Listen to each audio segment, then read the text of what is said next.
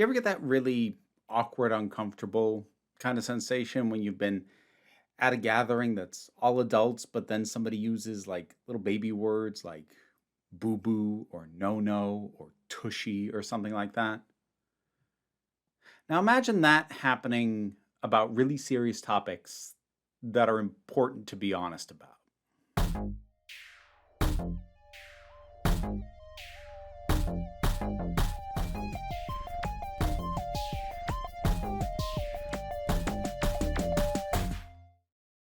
Hey there, folks. This video's been a little while coming. Not a long time because the extent to which I've hit my breaking point on this is a bit more recent, but it's something that I've kind of been a little bit thrown off by for a while, and I want to sort of address head on. That being said, I'm gonna have to wait till a little bit further in the video because of some of the ways that YouTube appears to function. Don't worry, I'll explain all that and give you full and proper context. The short version is that I want to talk about the self-censorship that occurs with creators not only on YouTube, but on Instagram, TikTok, really anywhere video-based. It can also show up in text in places like Blue Sky, but I feel like it is far more common and prevalent in places where you are actually hearing somebody speak. And what this is the use of not only alternate words for certain words, certain things that are usually associated with more heavy topics, but cutesy alternate words. I think the quintessential example of this that I can almost guarantee that you have heard is when people use the term unalive in place of, say, kill or murder. And that is far from the only example. There are many. And I called it self-censorship, but it is driven by actual actions of platforms, though not as much as you might think. Now, I was almost tempted to not make this video because basically right as I assembled all my notes and was like, yeah, I definitely want to talk about this, James Stephanie Sterling put out a video basically on the same topic. I think it's a gut instinct thing when you find out somebody else who you're aware of their work and maybe your audience is too tackles a subject that you were planning to do. But the thing is, first of all, I think it's a topic worth signal boosting overall. And I also want to kind of tackle a few areas that Steph only kind of lightly touched on and put a little more focus in some different places. So I'd like to think I'm not just going to be reiterative of the things that she said.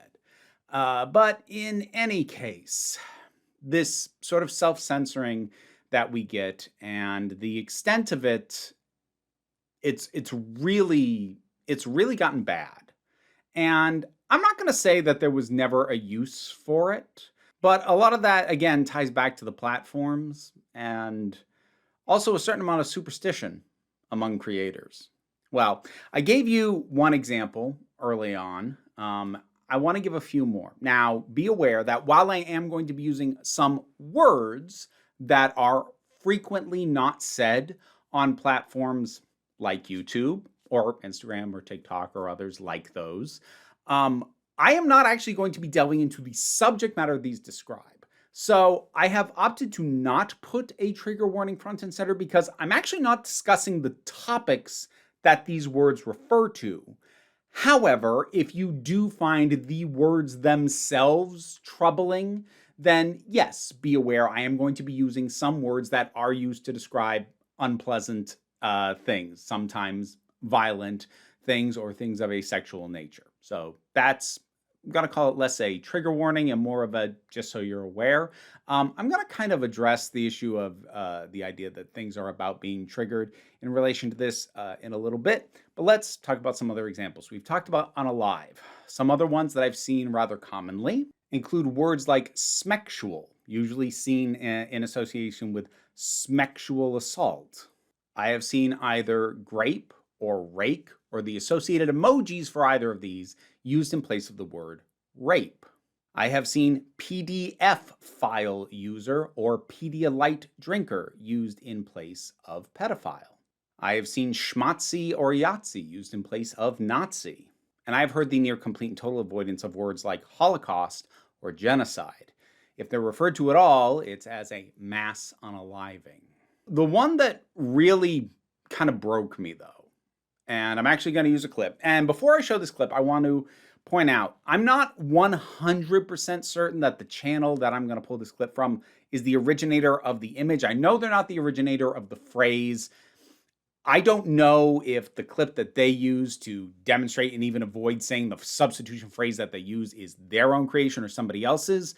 But I do find it in poor taste. And this is a channel that I like. This is a clip from the channel Dead Meat, which covers horror-related topics, be they horror video games, but mostly horror movies. And because of the nature of what goes on in the movies they discuss, they have had to, like many others, be aware of these kinds of workarounds. They've also had to flat out censor, imagery and clips that they use because stuff gets demonetized. And while I'm understanding of all that, and I'll talk about it again a little bit later, the thing that made me really uncomfortable was this. So if you don't know what that was or why it was there, Kermit Sewer Slide. And if you say it kind of quick or casually, Kermit Sewer Slide, it sounds a bit like commit suicide. Now, in the defense of Dead Meat, they are talking about media. In this case, it was pulled from a discussion of the video game mouthwashing. So I will give them some degree of credit. They are not using that image and implied phrase to discuss an actual event that happened to a real person. But it still felt pretty gross. And while I don't know if they created that specific image, complete with the yay sound effect, which I know they didn't invent the phrase. And I could find like shit posts 7 years old or more that use the phrase. That's not new. But that really threw me off. And the thing was, I've seen Dead Meat and plenty of other creators apologize for their use of substitution words. I mean, if we can't laugh in these dark times, what do we have?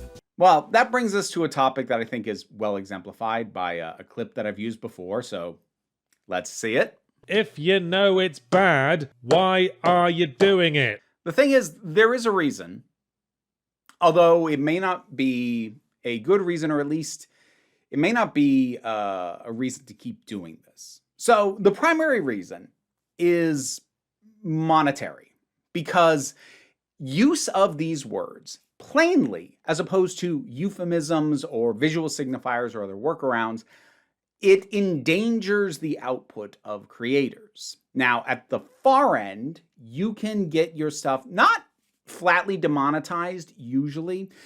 Creators will talk about demonetization. There's a middle step in there that a lot of them don't talk about because they basically treat it the same as demonetization, which is having your work marked for adult audiences only, which, to be honest, sometimes is appropriate. One of my other channels, the Vera Wild channel, I will rather regularly discuss topics that I will voluntarily mark as for 18 or older audiences only, simply because that's who they're intended for. That doesn't mean that like there's flat out nudity or sexual acts in that, but the things that I'm discussing about are not for a non-adult audience. They just aren't. But the thing is, the videos that I do that with, they are lucky to get over 1,000 views. Now, like that channel is nowhere near as subscribed to or viewed as this one, but when I do topics that I don't have to mark that sort of thing about, they're usually in the neighborhood between 5,000 and 10,000 these days. I'm lucky to break 1,000 on anything that is marked for adults only, because that it does one thing directly and then one thing by proxy. It limits the kinds of ads that YouTube will allow to run on your video.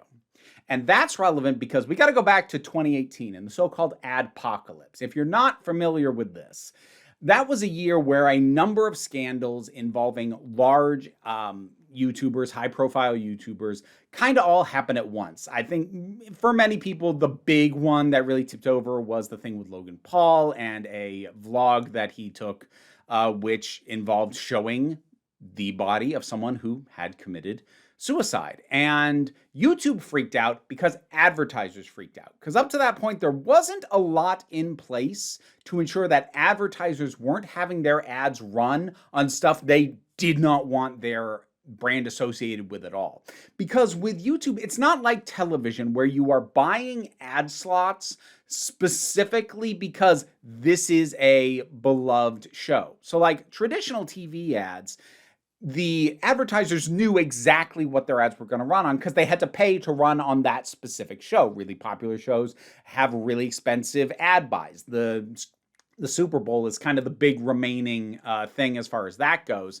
But you could still run ads on things that were far less watched or things shown at really early hours or things with what would be considered a less savory audience, but there were lots of brands who wouldn't want to be associated with that. For a long time, kind of the poster boy for that was WWE, wrestling, because wrestling was considered lowbrow entertainment, and most higher-end brands, even when wrestling was at its ratings peak, didn't really want to be associated with it.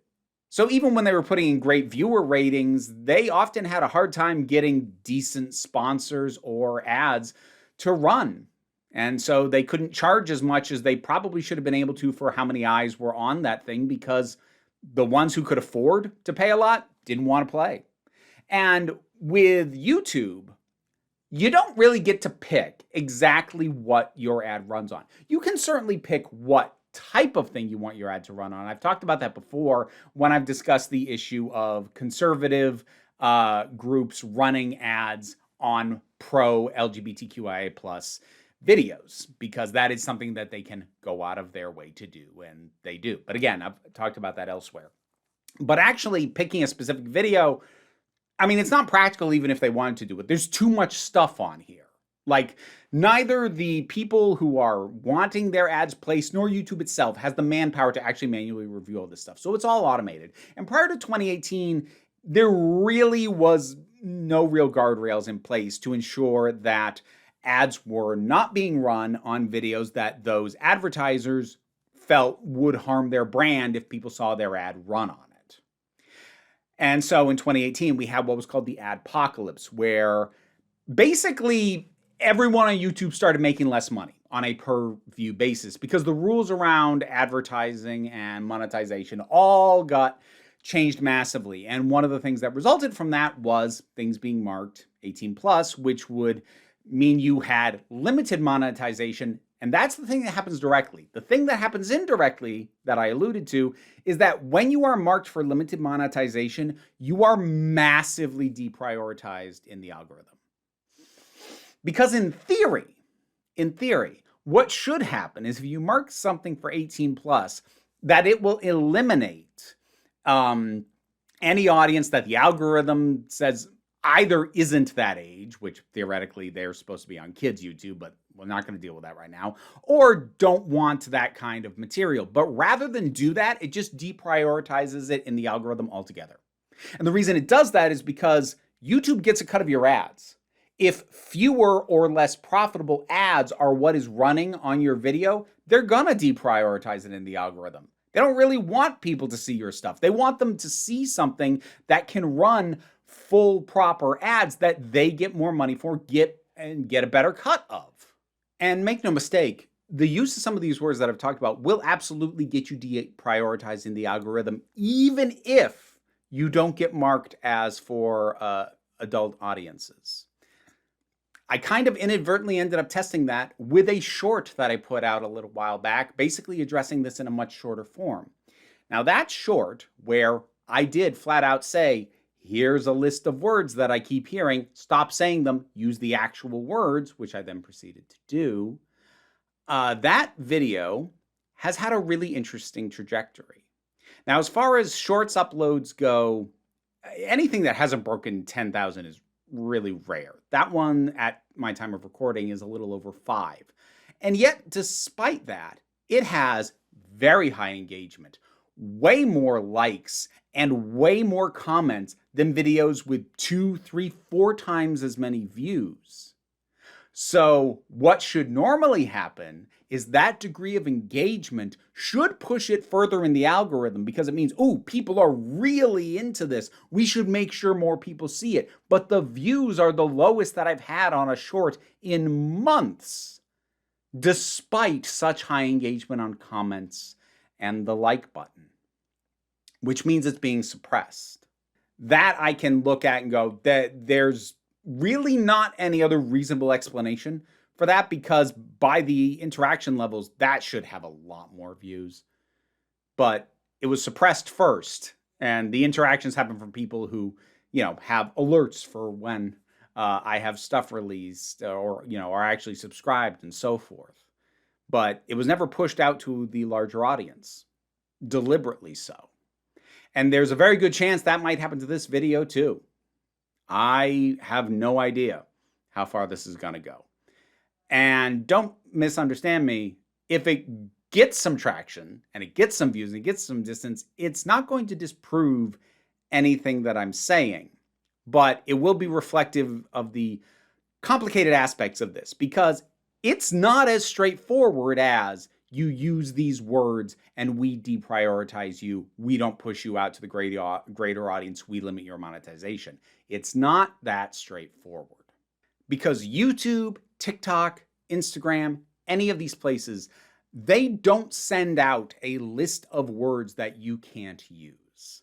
They actually, while they will sometimes really smack you down for supposed violations that they won't actually define, they don't give us a lot of concrete rules. And if they ever change, they don't tell us. Now, I can look at that short and go, yeah, definitely some of those words that I said in there set this thing off. Which ones? I don't know. Because the thing is, some of this stuff has been arrived through that kind of thing that I did with that short that ended up happening there. And like process of elimination and realizing, oh, okay, when I did a video talking about a topic and used the plain language, it really didn't do well. When I did a follow-up video and used euphemistic language, it performed much better. That is the kind of thing that happens. Like, we have to figure out for ourselves or see it happen to other people. But the thing is, we don't know for sure what words are actually a problem and what substitutions are actually any good. Because at least some of these platforms do know these alternate terms and know what they mean. Out of curiosity, when I was trying to find out like how old the Kermit sewer slide thing was, or whether that video image originated anywhere other than dead meat, I did a little search on TikTok for the phrase Kermit sewer slide, and you know what I got? I got this. I got this whole thing of like, there's help for you, here's a hotline. They know what that phrase means. And these workaround phrases have spread because of us. YouTube didn't tell us to say this instead. People came up with alternate things and then it just proliferated. And some of this is just flat out superstition. Some of this we don't know if it actually would get suppressed. Again, some of it, I have no doubt. I can look at my own short for evidence of that. But all of it, probably not. But it makes creators scared, especially those who actually make their living on platforms like this. Because you put out enough stuff that is getting deprioritized in the algorithm, even if you don't take a monetization hit because you're marked for adults or anything like that. If your videos are performing worse because you're being deprioritized in the algorithm, the performance of your entire channel is going to get worse. And if you are dependent on ad revenue to be able to make your payments and pay your bills, you're going to get scared. And you're going to self-censor. And you're going to, frankly, over self-censor out of extreme paranoia of anything that you say, just angering the algorithm. And I get that. As someone who unfortunately does not make enough on Patreon to not need the ad revenue of this platform, I get the fear. I very much do.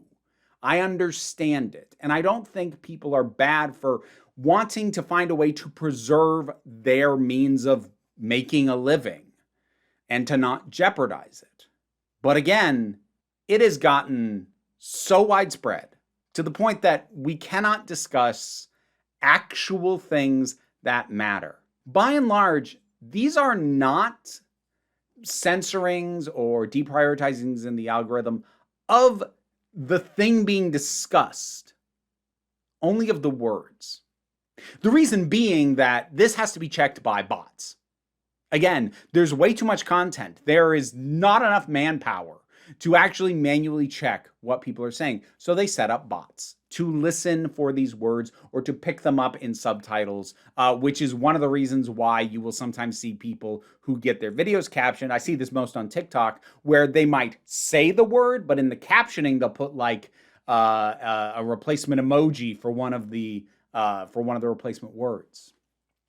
So they are looking for the words, but bots, AI, algorithms, they don't understand context. They can't look for context. They can only look for words. So what this means is we are forced, when we try, we are forced to discuss important, difficult, at times harrowing topics in weird, non-threatening baby language that honestly diminishes the importance of what we say. Now, sometimes do you get around it? Yeah. I have other pieces of my own work that are evidence of that. I used no euphemisms in the videos that I have made about Neil Gaiman.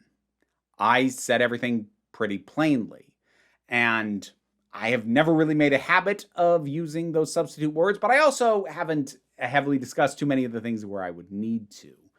But that was an instance where that still performed really well. But the thing is, I know there's a couple of factors in that. One was those videos were shared around and especially that first one, were shared around a fair bit, not just on YouTube, but off-site in other places. But in addition to that, it was about one of the only things that is more important than blocking the use of specific words, which is drama. It was a major figure whose discussions and the works of this person being very popular topics on a place like YouTube. So yeah, there was drama around that. That probably meant more than the specific use of these words. Because sometimes, like, the needs of the algorithm clash. Sometimes the desire for drama pushing, because YouTube loves drama stuff. Because drama stuff, especially if it's inter-YouTube channel drama, which I really try to avoid, but especially if it's inter-YouTube channel drama, oh, that feeds the algorithm so much because this person accuses this person who makes a response to this, and they respond to the response, and they make an accusation of this person, and it just feeds the whole thing. And that is something that is going to be such a high priority because of the engagement levels that probably prioritizes over the use of some of these words if they turn up. But again, in many cases, they may not. Why are we afraid of these words? I mean, we're afraid of them because we're afraid of losing our platforms. And yet at the same time, these words, when said plainly, they still have power. I haven't really dug into something like the Kendrick-Drake feud, but like, let's stop for a minute and appreciate the fact that Kendrick had a line in that song where he said, certified lover boy, certified pedophile. And he did not say certified lover boy, certified Pedialyte drinker. He said certified pedophile. And that hit like a brick because it's a word people won't say. They'll discuss the topic in roundabout ways like, I wouldn't let him around my little sister, or I wouldn't let him around my kids or stuff like that. But people won't just say the word. What can we do about this? Well, in an ideal world, there would be a union for creators. I've mentioned before the fact that YouTubers really should have a union because we need collective bargaining to deal with a lot of this stuff, but we don't, and we probably will never have one because there's far too many people of note on this platform who feel they have no use for it. That said, like, if somebody better at organizing than me, because I'm not in a position I don't have the spoons and I'm not that kind of organizer, but somebody wants to try and get that going, boy, we could use it to push back, be clearer about what the rules even are, so we aren't censoring terms that don't even need to be censored. My gut instinct is to say that if you can't bring yourself to use the actual words, if you can't bring yourself to say genocide, Holocaust, rape, suicide, murder, killed, if you can't bring yourself to say porn or OnlyFans, then you maybe shouldn't be discussing these topics. That's a little unfair, though. That's my gut instinct. That's kind of what I want to say. It is a little unfair, though, because for me to make that a hard line means basically until something changes or until we get enough collective action to get YouTube to alter its policies, that is condemning any discussion of any of these things to a very limited audience. And that's not right either. That's where the power is in the hands of platforms like YouTube and TikTok and Instagram. They don't censor us in the purest sense all that often. They do sometimes, usually by claiming violation of this or that policy, but they won't tell you what you actually did that violated it. And they usually won't even specify what part of the policy you violated. So like, yeah, sure, that happens. But other than that, they just deprioritize us. They're technically not censoring us. We can still say what we want. They just minimize our reach, minimize our audience. They don't allow certain ideas, certain words to be talked about plainly or in some cases at all. What can we do about it? I would like to see more creators try and move away from the euphemisms. A hard stop? Maybe not. I don't know. Maybe some of the larger creators who are significantly bigger than me could roll the dice once in a while and actually try and say stuff plainly. Because like at a certain point, if you are 200,000 subscribers or up and you are regularly hitting decent views per video, like just roll the dice and see what happens. See if it's even necessary for you to be self-censoring. But at the very least, try and dial it back. I found that it doesn't bother me nearly as much when it's mixed in with actual use of the word. I noticed this on a couple of videos that I wasn't even seeking out. I just had like on the background because ADHD, I like noise in the background, that I just had on in the background while I was doing other stuff, where I heard that term unalive, but it wasn't the only one used to say murder or kill. Murder or kill were still said in that video, and unalive was dropped in sporadically.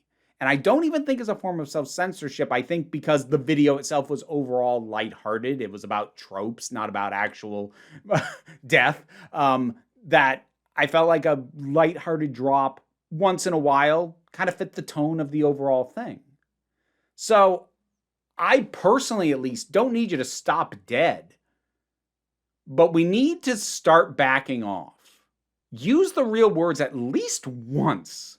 I know a lot of creators, including Dead Meat, who I mentioned already, will, when they use these things, be very apologetic for it. So they know it's not okay. But they're doing it because they feel the pressure from the platforms. Again, the indirect pressure, because they don't tell us what to do. And I will grant one thing. In one aspect, I do understand why, say, YouTube doesn't tell us flat out about the content policies, at least in terms of here's specific words you can't say. It's kind of for the same reason that they don't actually tell us what is currently prioritized in the algorithm, because it's changed several times. Algorithm priority used to just be based off raw views. It later switched to watch time, got higher priority, which incentivized people to make longer videos. And like this kind of stuff changes all the time and they don't tell us. And while it is very frustrating, and I feel that frustration, I do understand at least one reason why they don't, because the instant they say how the system works, it makes it far easier for people to game the system. If we know the ins and outs, then we can figure out the workarounds really, really quick and subvert the spirit of the intention of these rules or policies while technically obeying the letter of the law. But at this point, with the language in particular, the self-censoring has gotten so bad and so widespread that I think whatever benefit there might have been from not telling people so that, they aren't just adopting 50 million dog whistles. Whatever benefit that had, it's gone. This has been going on far too long. If you find yourself needing to use euphemisms, I want you to think about, is this actually an important topic? Because look, sometimes it's freaking media analysis. Again, I know I've kind of brought up dead meat multiple times. While I do find that Kermit Sewer slide thing in extremely poor taste, they are talking about media, not actual events. Words are important, not just for communication, but clarity. And when there are words that can't be spoken, that starts to bleed into ideas that we can't say either. At the very least, we can't say them plainly. And this isn't just a matter of talking about things that are heavy and sometimes difficult to hear. This can come down to just simple words to identify things. I think many neurodivergent and or people who are not cisgender and heterosexual have had a point in their life of relief at finding a word for what they were. I've known so many people who discovering that asexuality was a term was like a burden lifted off them because they thought something was wrong with them, because they thought there wasn't even a word for what they were. Me finding the term gender fluid meant a lot to me because transgender, while I freely call myself trans now, at the time trans didn't feel right for at least what my understanding of what that meant. But gender fluid? Oh, there is a word for what I am. That means I can talk about it. That means I'm not some unspeakable thing. When something is unspeakable, we both hide it, but also give it power, harmful power in specific. The things that we cannot speak and cannot name shape the way that we view the world. And if we can't say that Donald Trump is a rapist, if we cannot say that what's going on in Gaza is genocide, heck, I remember back in 2020 when the pandemic was going on and people had 50 million workaround terms that they said, oh, the Panera bread that's currently going on, or whatever else they came up with because YouTube was suppressing the term pandemic in the algorithm. We couldn't even talk about the thing we were in the middle of. If we can't talk about these things plainly, it shapes the way that people think about and view the world as a whole. You stop thinking about it as a thing that happened and it's more just a vague notion off somewhere. Oh, I get, maybe that's not even real and we can't talk about it.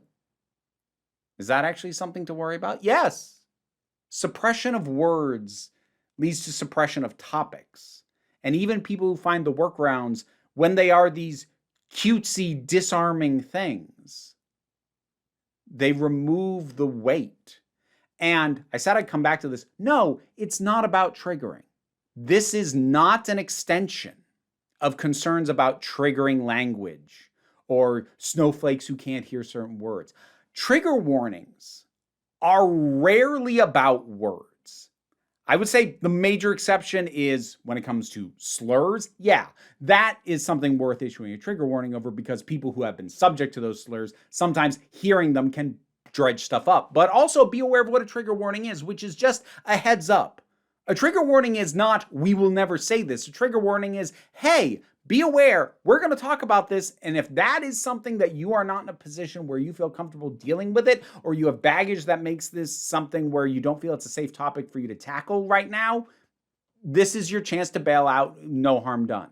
That is the purpose of trigger warnings. Trigger warnings is never about replacing words. This isn't political correctness gone mad. This is corporations ensuring that they make as much money as possible by pleasing advertisers. This is not political correctness, and it's not about trigger warnings. It's about money. And it's about corporations who are deciding what we are and are not allowed to say or talk about. And that is gross.